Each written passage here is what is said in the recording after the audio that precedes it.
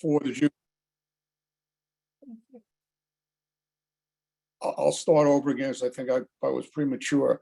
So I'm Steve Pomerantz, the director of JINSA's Homeland Security programs, and I'd like to welcome everybody to this webinar, where we will talk about the most recent JINSA law enforcement exchange visit to Israel last year, where we had a dozen law enforcement officers, executives from around the United States participate in our one-week exchange in Israel. This program, which was originally called the Law Enforcement Exchange Program before we folded it into the wider Homeland Security Program, started at JINSA as a direct result of the events of 9/11 in 2001. JINSA was approached by senior law enforcement official in New York City who was aware of the relationships that JINSA had in the security establishment and the military establishment in Israel, and made a request of JINSA to utilize those deep and national security related contacts on behalf of American law enforcement, recognizing that our country had come to the realization that law enforcement was a part of the national security process when it came to fighting and preventing and responding to acts of terrorism. That's when I came on board at JINSA, and we very quickly put together a program and began it 8 or 9 months after we had actually put boots on the ground, within less than a year of the attacks of 9/11. And that program grew with the support of the JINSA board and the JINSA professional staff to an annual program, which we have now done every year, except of course during the years of COVID when we had to skip it. We've had over 300 law enforcement executives, sheriffs, chiefs of police, other senior law enforcement officials travel with us and take part in this program. We originally started it was laser focused to take our participants to Israel to learn about counterterrorism from the masters, the Israel National Police. Again, this program is focused on law enforcement.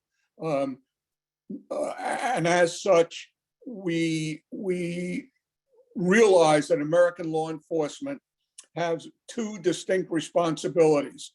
One is the prevention of terrorist attacks through the gathering and the dissemination of intelligence, and the other is response to acts of terrorism when they take place. Israel National Police, among law enforcement agencies, is the finest in the world at doing both of those things. And they do it in an environment very much like the law enforcement environment in our country, in a democratic society with lots of oversight, a very vigorous press, and a robust judicial system to which they are responsible.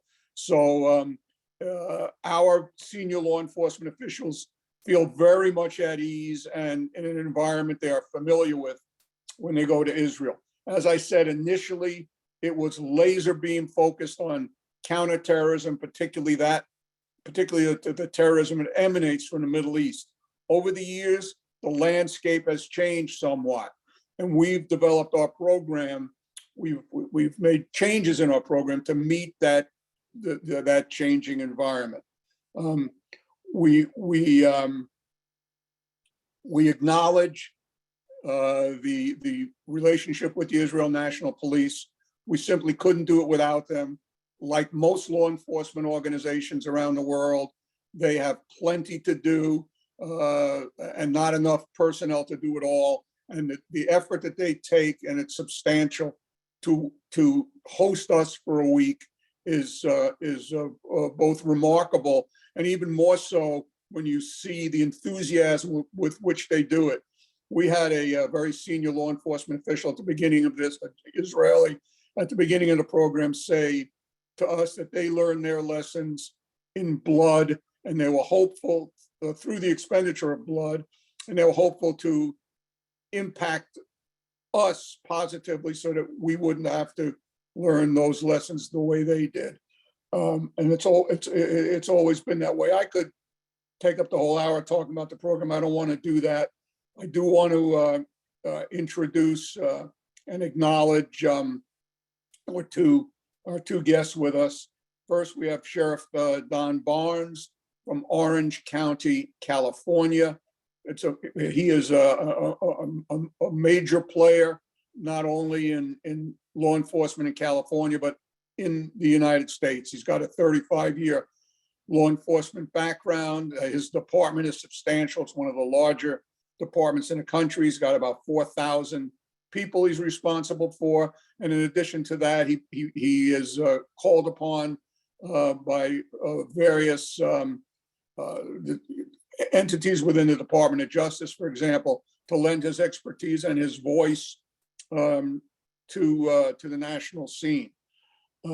We have also with us Brigadier General Dror Avda from the Israel National Police, relatively new in his position here in the United States as the attaché at the Embassy of Israel, and also responsible for Israel's law enforcement and security relationships with Canada. So he's got a big portfolio.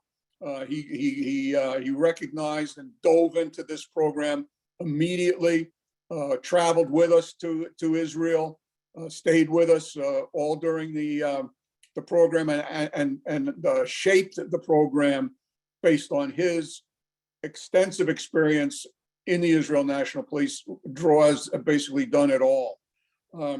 Just before I turn it over to the sheriff, I want to mention we also had traveling with us one JINSA layperson, Art Rydell, who I know is on this call.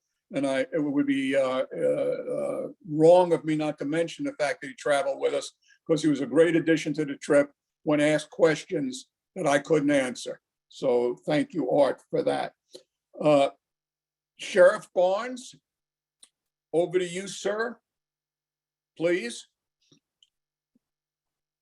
Thank you, Stephen. First, let me just tell you how grateful I am for the opportunity to talk to your group at JINSA about this opportunity. I'm going to give you a little bit of background on me and what this experience meant to me. So as Stephen had mentioned, I just started my 35th year with the Sheriff's Department. I've had a tremendous, blessed career, get to work with many people. The Sheriff's Department in Orange County, California, is it's the sixth largest sheriff's office in the nation. It's a large organization, 4,000 people, 800 volunteers. We have an immense exposure and experience in not only programs, but specific to intelligence programs. For example, if you go back to before or just after 9/11 or before 9/11, there was called, and Steve will remember this, terrorism early warning groups that existed nationally, and they preceded 9/11. 9/11 happened, and then we stood up in 2004 intelligence centers or fusion centers through FEMA, through DHS, and I have the only fusion center in the nation that has its own, only county has its own fusion center of the 80 fusion centers. That's because prior to 9/11, the terrorism early warning groups, there were 3 of them nationally, one in New York, one in FBI, one in Los Angeles, and believe it or not, one in Orange County. We're one of the 3 that have been in this business for a very, very long time. So we have tremendous interest and influence in this area of national security and terrorism, counterterrorism, now domestic terrorism, and all the other aspects that come with it. I'm also blessed in that because of my role and some of the experience I have, as Stephen mentioned, I have numerous appointments where I get to have input and influence on national policy as it pertains to large policy issues. For example, I was just invited back to the White House about 3 weeks ago to speak on the fentanyl crisis that's impacting our country, some of the policy issues there. But I have several appointments. One is I'm the co-chair or vice chair of the Criminal Intelligence Coordinating Council, stood up after 9/11, part of the Global Advisory Committee, which I'm also a member of as an appointment. I just got back last week from FBI in Huntsville, Alabama, the Lawful Access to Emerging Technology Intergovernmental Committee, all about technology and other aspects of how to safeguard our country through good policy on technology. State and Local Intelligence Committee through the DHS. I chair the Intel Commander Group for Major County Sheriffs of America, which is the 100 sheriff's offices of the 3,100 offices in the nation, the largest on intelligence in that aspect. And also I mentioned that I have my own Orange County Intelligence Assessment Center. And I don't take that as, I just want to let you know that I'm in this arena. So I really appreciated this opportunity to go back, to go to Israel, I should say, and some of the experiences I had there while I was there. I want to highlight also Dror, who's on this, because Dror was, he's like a brother. He was not just a tour guide and not just somebody taking us there, but literally immersed himself, became family to all of us, as well as Art, who I would highly recommend if you have an opportunity to go on one of these trips with a group. Having a member of JINSA there, and Art was fantastic, but having a member there is just so enlightening, not only for the participants, but I also think for the JINSA organization to be able to draw from the experience of those and see the value in that. And I want to cover one last thing too about me personally. I've had opportunity in 35 years to go to some pretty significant training environments. I've been to FBI National Academy, FBI's National Executive Institute, which is for top ranking members of large organizations. I've been trained at Harvard on critical incidents and leadership. I've gone through FEMA's Incident Command School. I went to a counterterrorism course at USC. To put it this way, I've been in this world for a while, and I'll tell you, this trip was the experience of a lifetime, culminating all these experiences I've had, both professionally and through growth opportunities of training, by being able to go and see what our brothers and sisters do in Israel on how they keep the country of Israel safe. So I'm going to cover a little bit of that. First, the hospitality there was great. The people great. Everybody we had exposure to was fantastic, welcoming, sharing of their experiences. Shin Bet was a little guarded for all the right reasons, but we know why they are the way they are, because they're with intelligence, procedurally and process oriented. They shared with us how they manage that. I really enjoyed the exposure not only to the Israeli Defense Forces, the military, but also the National Police. And we got exposure to all of those throughout the country as we moved about. And here, some of the issues that Israel is experiencing just from a policing perspective, from a crime perspective, was very interesting to me, because we have a lot of the same issues. And I never would have thought that about Israel experiencing some of the issues that we have here in the United States. I mentioned Shin Bet. I enjoyed that visit the most, I think, because of the world I'm in on the intel or intelligence side. So hearing how they take data, how they ingest it, how they turn it into intelligence, how they put it back out. The one benefit I think that Israel had that I learned was you have much fewer organizations. You have a national police.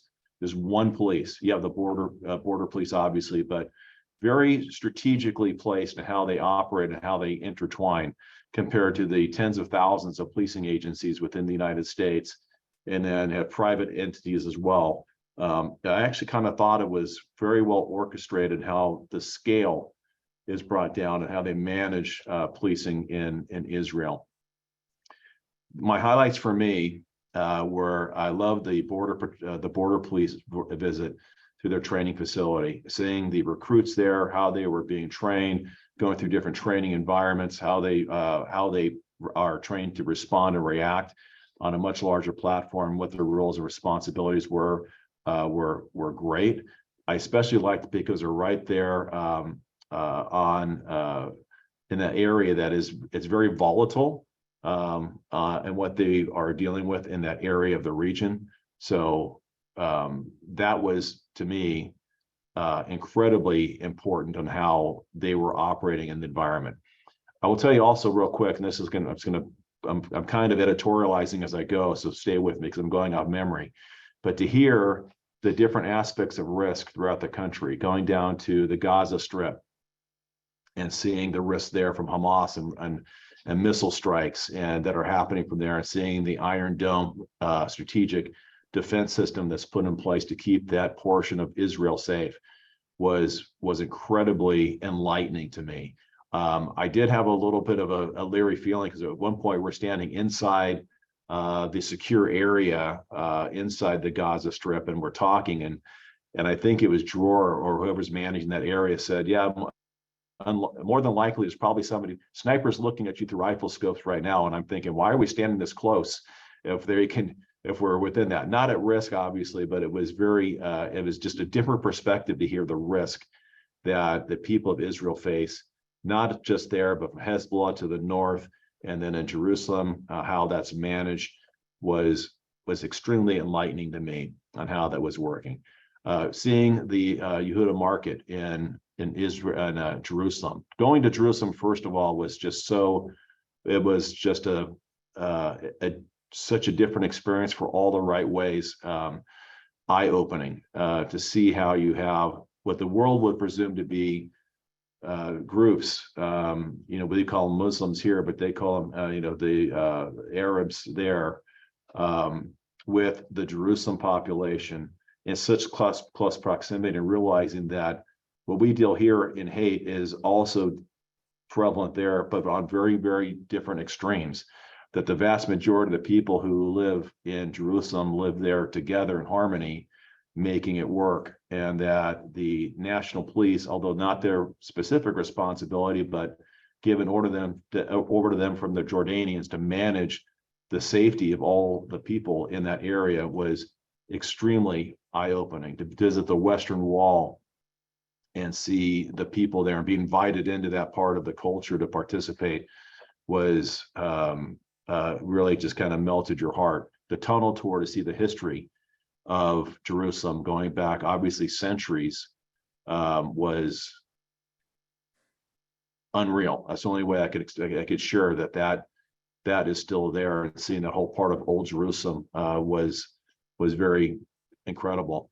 The police who operate there, and they call it SWAT, which the rapid response model that exists in and around Jerusalem, and the demonstrations they put on and how they operate and why it's so counter to how we do things here, but so necessary in how policing is done there based on the risk assessment. I remember being in the Yehuda market and we were talking to Dror and others, and somebody shared, yeah, there hasn't been a stabbing there for 2 days. And I thought that just takes a whole risk level to a whole different heightened level for me to think that when you say there hasn't been a stabbing in 2 days, not that that's success, but that is just the risk that is seen every day. And to see the young members of the military keeping guard, I think, in the way they do it, and do it with a smile on their face, which showed me that there's a human component of the Israeli people and how they serve their country.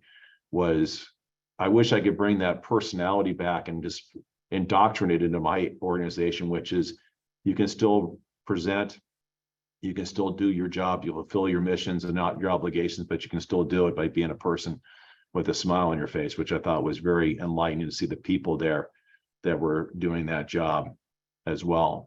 The West Bank risk, when we went to the north to see the West Bank and how close it actually gets to Tel Aviv, and only, I think, 8 or 9 miles from the Mediterranean, was incredible to see how that is controlled. I'm not sure that's the right word, but how it was just the experience there as well. And I think if I were to bring this back, I'm going to cover 3 things that I really enjoyed in a moment. But first was I went there open-eyed and open-minded, but I wanted to learn how Israel exists in an environment that is so high risk, with the political climate in which they are operating in, how they evaluate those risks, how they respond to critical incidents of either a rocket attack or some type of mass event. And they do it in such a tempered way because they cannot overreact or underreact, because there's balance of keeping the community safe, which I'm not sure that anybody could do it any better when you look at all the risks that are put in together into one region. And really the nation's survival is in the balance every given day. And to me, that was just a certain, if I were to say a certain level of respect, that would be underpinning or undermining what I mean by it. But the fact that the people there of Israel who make it work in whatever their service-oriented industry is, does that every day in a way that is eye-opening and awe-inspiring to me, that I brought back. And it definitely changed the risk or threat horizon that I see in the United States. Different that we deal with, same issues, but different here. But they do it much better because they have to. That's the only way I can say it. That's just their national dependence exists on the balance of their tempered response or calculated response, depending on which way you're measuring. Two things that were probably the most inspiring to me that I went outside of what I shared with you already, but one experience that I had was a organization there called Brothers for Life. It is we would call it a nonprofit here. I think it operates the same way there, but as former military have organized this group called Brothers for Life, and anybody who needs help, needs a lift up, needs help with medical. It's like our Wounded Warriors for them, but done much better and much more inclusive than I think we've been able to manage it here in the United States. And it was very inspiring to see how that group lifts each other up. And I don't think this was planned, but throughout our visit there were on several occasions people walking in to that facility that they owned and have built out, this beautiful grounds right there outside of Tel Aviv. And they walked with big smiles on their faces as if they were coming as a homecoming to them. They're coming home to their brothers and sisters and welcome back in. And it was just, it showed that there's a lot of hurts that happen. Some of them are physical hurts, a lot of mental hurts, PTSD, those types of things that exist. And they had a safe haven they could go to, and they built it out, I think, very, very well. And the last I'll leave you with that I think was inspiring to me was Yad Hashem, the Holocaust Memorial or Museum that was, I believe, I'm going off memory, but I believe it was in Jerusalem, because the whole week was so combined together. It felt like one long 8 or 9 days because it was nonstop. You wake up at 6:30 in the morning, you go all the way to 9:30 at night. Stephen never let us have a bathroom break the entire day that we were there. But it was you held on, because there was no slowing down to be on this, and I appreciated that. But the Holocaust experience, I've been to the Holocaust Museum in DC probably 6 times. I've had very personal experiences there where we had docents walk us through on personal tours. I've been to the Museum of Tolerance in Los Angeles, but this was I'm going to say better, because you never compliment something that never should have happened, but it was much more intimate in the experience that we had with the woman who walked us through that. And I learned things that I've never learned in my experiences here domestically about the backstory or the background or the causal factors that led to the genocide and what the motivations were behind the Nazis and all these other aspects that were very enlightening to me, with the ultimate goal of that story never having to recur again, obviously. So I think I don't know how long I spoke for, Steve, and I apologize. I get a little excited about this. I will share this one last thing with you. There's various versions of this experience that's being offered through various entities to go on this kind of counterterrorism law enforcement experience to Israel. And I've been scheduled to go 3 separate times with other organizations, twice with ADL, once with a different group. And for a host of reasons, once was COVID related, and others I got canceled out of those and didn't get to go. This was came to me about 3 months prior as an opportunity. I threw my name in the hat like I had before, with hopes that I might be able to go. I feel blessed that I was selected to go. I feel honored to go with the people I went with. Stephen, you're a phenomenal representative of JINSA, and on this front, I can't think of anybody who could represent the organization better than you have on why this is important and why it's important to continue. So from me to you, I thank you all for the opportunity of letting me go on this experience. It was the experience of a lifetime, and I've had some pretty significant experiences throughout my life. I cannot thank you enough for the opportunity and the experiences gained, what I've learned along the way. And my hope is to one day return to Israel more as a tourist than as a participant in the country's security. But I'm blessed. Thank you.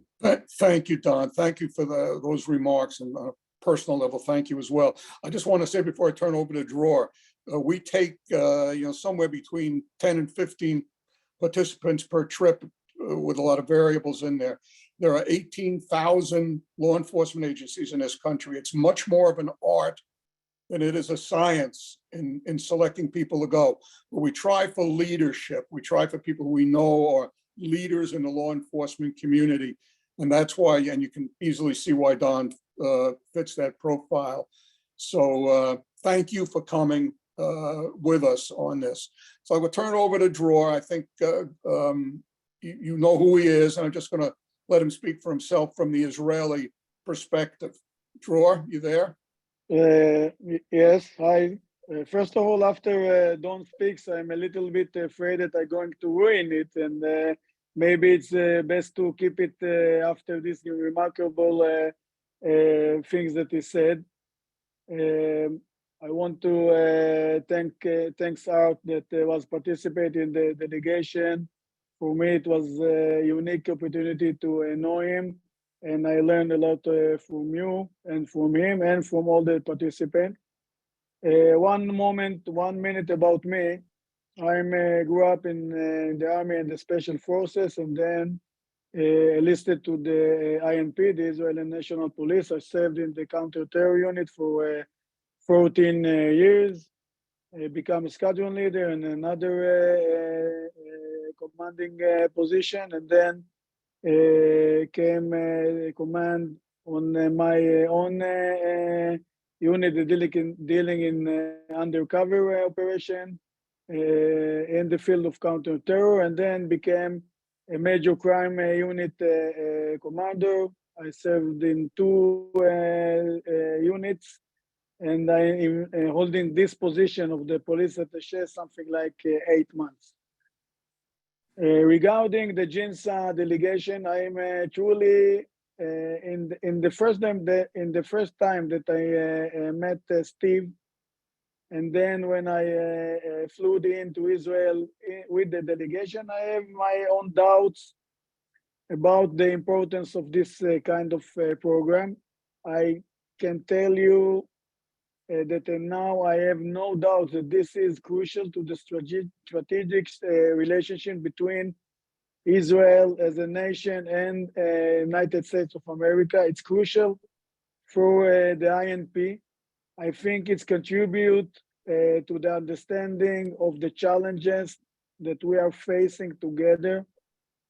I think that every democracy have its own tension between the civil rights, the counter-terror issues, the riot control, a lot of issues that between the values that we share as the nations. If you look at the events that are occurring now in Israel, the INP is the guardian of democracy. He is guarding the life of the demonstrators. It's regardless to the policemen from whose side are there, the right or left. They are just protecting their right to demonstrate. They guarding their life from the counter-terror, from terror, sorry, and another demonstrating to not be a violence inside the demonstration. And this, from my point of view, is one of the main shared values that we have with the United States. Democracies that want to keep their values live and vibrant, and on the other end, they want to protect the people and their rights. I think that everybody that was participating in this kind of delegation was coming out from this kind of week or 8 days a little bit different in terms of understanding the challenges and understanding the way of thinking of the INP, the way of hazard control, and the challenging that we try to make ourselves trained to. But in most, in my point of view, the most important thing is to knowing the people, to know the people behind the news, to know the young soldiers of Magav, the border patrol, to sit down. Don is 35, very old dog. He know all the tricks, he know all the police work, but to see him sitting with a young lady, 19 years old, also, and to talk together about the challenges and learn together about the people that are standing against these challenges. For me, it was overwhelming to understand what is the meaning of a police officer and the chief in the United States. It was a great opportunity to me to learn about the way of thinking of the U.S. Law enforcement for all the branches. There was sheriffs and police officer and some other agencies. And for me, it was very enlightening and very, it was very enlightening. I learned a lot about it. I think that the delegation or the schedule of the delegations try to have a little bit from everything. From one hand, a little bit from understanding the history and the causes to the way of thinking and the acting of the Israeli nation. A little bit of sightseeing, a little bit to see special technologies that Israel have, such as Iron Dome, and on other hand, to see the INP, to see the special response team, to see the training of the border police, to meet with the commissioner. I think it's everybody that was participating in this kind of meeting get out from this meeting and learn something, because when you hear some high-ranking officer like the commissioner speaking about the challenges and in an open class, just sharing his thoughts and his feeling, I think it's something that everybody values. If we are going and then we go to see Yad Vashem, as Don mentioned, and it's connect us to the history of the Jewish people, and it's, I think it's explained a little bit of our worries and our way of thinking.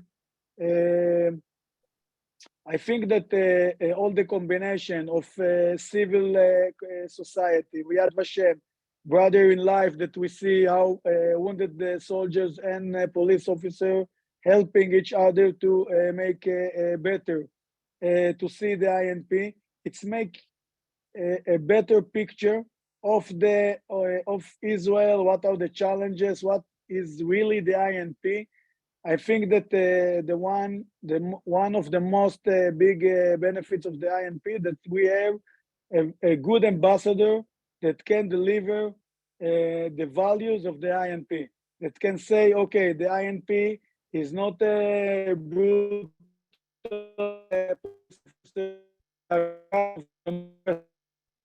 thing like this, like I think that all of the delegation participants came out from this kind of unique trip with a little bit more understanding of about how you can operate better as a police officer, as, if you will, as a human being, a little bit technology, but the most important thing is the relationship between the people, the bonding between the Israelis and the Americans in the group and within the group. I think that all the participants learned a lot. I think it's crucial to have this kind of delegation. And I actually said to Steve that I think it's need to be a little bit more longer because 1 week is too short. But I think I now have no doubts about the significance of this kind of trips. Thanks, Dror. Let's open it up. Thank you again. Let's open it up for some questions, I think, or comments. I know we have a couple of past participants on the call. And I know maybe Art would like to say something, and certainly questions appropriate now.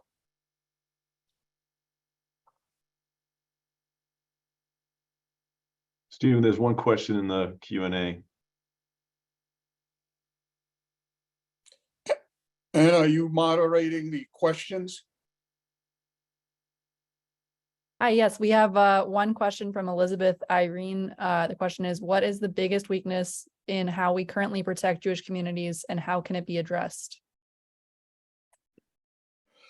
I'll take that. The biggest weakness in how I think that,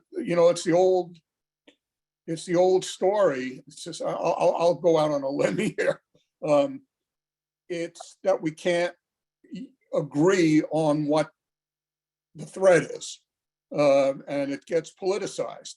And until you have a really good understanding of the threat, it makes it somewhat harder to address the threat. Now, in the end, if you physically harden a facility, a synagogue or a day school, and you do a good job of that, whether the person who tries to attack or breach that is whatever that person's politics are, in a sense, doesn't matter. You're going to be able to prevent it because you've done all the right things. But if you step back from that to the beginning of the process, you say, where is the threat coming from? How serious is the threat? And I think that's our problem right now, is defining that with any degree of precision.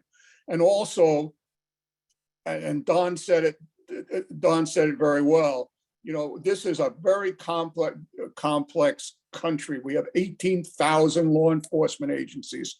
We have differences in procedures from state to state, from city to city. The vastness of our geography makes it harder to do this, but it's not impossible. But to directly answer your question, I would say it's the community's inability so far to define the threat with any degree of precision. And I think the reason for that is that a lot of the discussion is politically driven. May I do that? Yeah. Go, Don. So I think if you get to the basis of servant leadership, it's seek first to understand others. And I can only speak what we've done in Orange County over the recent years. And I have tremendous outreach opportunities. I just had a conference call this morning with my Interfaith Council, which has Rick Steinberg, which is one of our rabbis from a local one of the local communities in Irvine. I have a member of the Muslim community was on there, Catholic, Christian. It's literally interfaith. And I think that bad actors, I'll define them loosely as bad actors, those who wish to do harm, are most always has their target on an individual or a member of a religious group based on false notions or misunderstandings of what that group represents. And that is across the board when you look at some of the risks that we are facing. So in my opinion, how you dispel that or address it is you educate the community at large. So we have done that. I have a law enforcement training academy in Orange County. We train over 40 law enforcement agencies in Orange County and Los Angeles County. And these groups come and talk to their recruits about their religious backgrounds. And it's mostly the Black or AME churches or the Baptist churches with a Black congregation, a member of our Muslim mosques, or one of the imams will come and talk, and the rabbis. Oftentimes it's Rabbi Rick Steinberg, which is a large synagogue here in Orange County, will come and talk. And it's not to get them to change their faith, it's get them to understand other people's faith with what I believe is the ultimate goal. When we strip everything away, we're 99.8% alike. We have very few differences in what we want what are expectations of the community. And what we've done through this interfaith group is when things happen, for example, about 4 years ago in Poway, San Diego County, there was an attack at a synagogue there. And when that happened, we didn't look at it and go, well, that's too bad for the Jewish community or for the synagogue. It was every faith tradition in Orange County stood up shoulder to shoulder and said, that's not okay. Any form of hate is not okay, regardless of who the target of that is, and educate. So it's, strengthen the target. I don't disagree with what Stephen said. There are things you can do that hardens the target or gives a better defense. But I believe the greatest offense is to take you and who you are out in the community and educate the community of who we all collectively represent. Which I Hey, think Don, North County. I'm glad you mentioned Podway, because at the time of that incident, I'm sure you remember Bill Gore was the sheriff. Yes. And Bill had been with us in Israel prior to that incident. He called me sometime after that happened and said that his ability to deal with the Jewish community that had been immediately impacted had really been much facilitated by his experience in Israel. And he called me specifically to tell me that. And that I'm going to confess something here. I think you heard me say when we started this program all those years ago, it was, as I said, laser focused on bringing specific counterterrorism skills back to this country. However, you talk about unintended consequences, which can be positive or negative. I realized somewhere fairly early on that a lot of the law enforcement people we took, unlike Don in a big metropolitan area, didn't have, from some of the smaller cities in particular, didn't have much knowledge of either the sensitivities of the Jewish community to acts of violence and terrorism, or even very good, in some instances, relationships.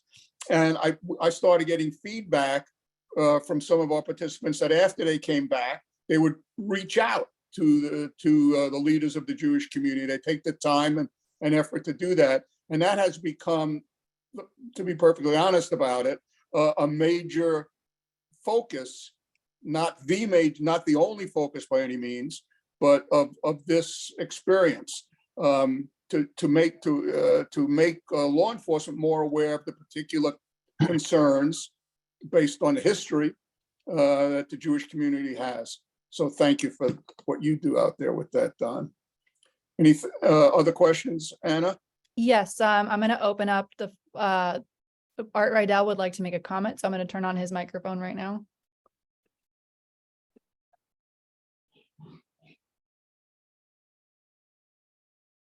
Thank you. Can you guys hear me now? We hear you. We hear you. Great. Yeah, I was on mute for a minute.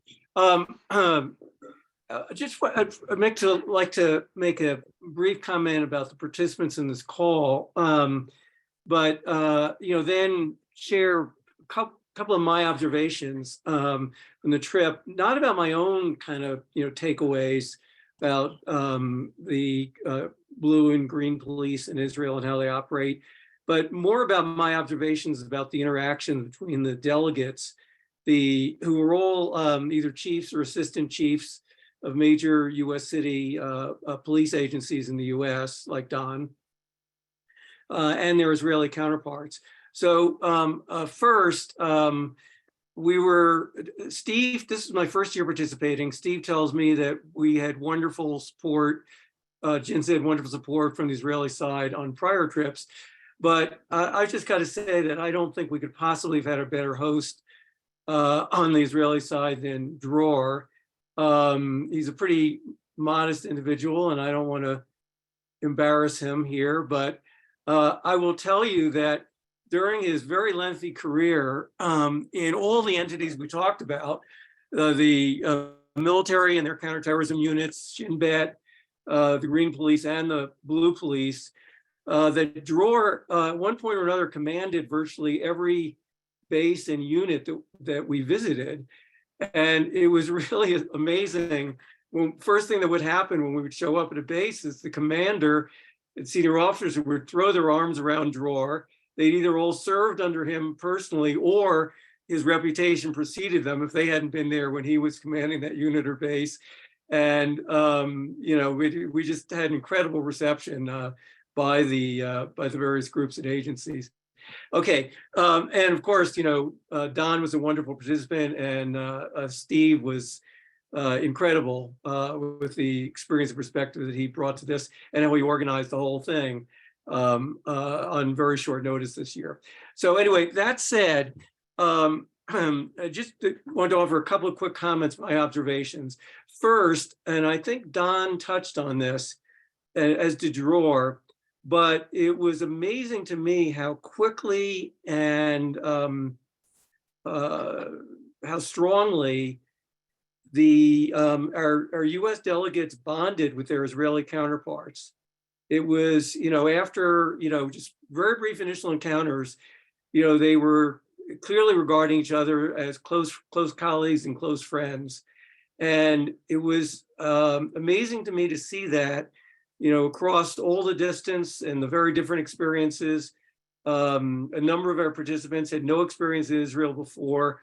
A number of our Israeli hosts, you know, had very limited experience with U.S. police officials, and the degree to which they bonded with each other was just really amazing to me.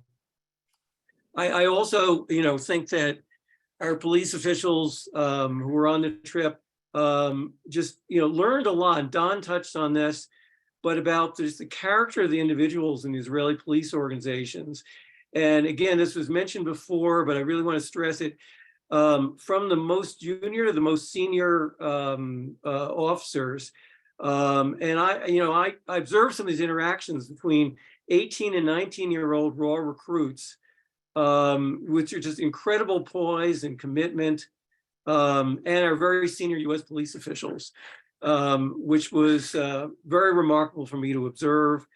And, you know, lastly, I mean, I could talk forever about this, but lastly, something I think came across to, you know, everyone was, and Dror touched on this, was the complete commitment of all of the Israeli police individuals who we interacted with, whether they were serving at a border post or, you know, in the inner city of Jerusalem or wherever they were, towards their mission of protecting and saving life. One thing that really struck home to me was when we had the opportunity to go out with a group that was patrolling the border fence. The first thing they told us was not about the, you know, number of Israeli lives that they thought they'd saved or terrorist incidents they prevented, but about the number of terrorist lives that they felt they were saving by preventing the terrorists from crossing the border into Israel, where, you know, they might harm some Israelis, but where they would undoubtedly, if not, you know, be arrested, many of them would be killed by the Israeli police. And the single most important thing to them, you know, is apparently, because what they started with and stressed with us was the number of lives they were saving, whether they were terrorists or Israeli. It didn't matter to them. They were saving lives. That was their mission. I was, you know, completely struck by that. So anyway, I felt very lucky to be a participant, to be able to tag along as the token non-police official. And the last thing I would add in that regard was, and I think Don touched on this, and I really enjoyed very much some of my conversations with Don, especially among his colleagues, but the degree to which they were really interested in learning, not just about the police activities, but about Israeli and Jewish culture and practice and so on. And I was pleased to be able to serve a modest role in helping facilitate some of that understanding. So thanks to, you know, all three folks you see on your screen, and thanks to JINSA for sponsoring this. I certainly hope that it will continue and be expanded. So hope I didn't speak too long, but thank you, Steve. Thank you, Art. You are modest in your description of what you added to the trip, because it was, as Don said, it was notable. And I know how much I appreciate it. So thank you. Anna, is there anybody else, or should we wrap up? I think if you have any final thoughts you'd like to share with the group, Yeah, my final thought is, when I was asked to do this, 22 years ago now, I thought I'd do it one time and that would be it. And I've done a lot more, and as long as I can still, and Mike McCuskey and Art Rydell both reminded me that I'm not a kid anymore. And take it easy, Steve. But as long as I can do this, this is very, very worthwhile. It hits all the things that I care about, which is, the security of, first and foremost, the security of the people of this country, and certainly the relationship with Israel. It hits all of those things. It is well worth it. It is money well spent, and I think we should do it. I'll do it as long as I can, and I sure hope somebody does it when I can't. Thank you all for participating today.